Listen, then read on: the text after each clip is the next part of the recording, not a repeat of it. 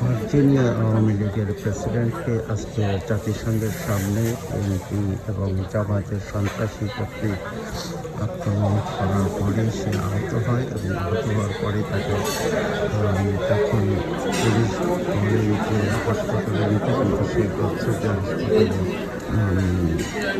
যাওয়া কিনা, কিন্তু এখন সে খুব সিক ফিল করতেছে এবং সে ব্রিদিং করতে পারতেছে না, এবং সাথে সাথে অ্যাম্বুলেন্স ডাকা হয়েছে। এখন অ্যাম্বুলেন্স তাকে নিয়ে এসে তাকে এখন হাসপাতালে নিয়ে যাওয়া হচ্ছে।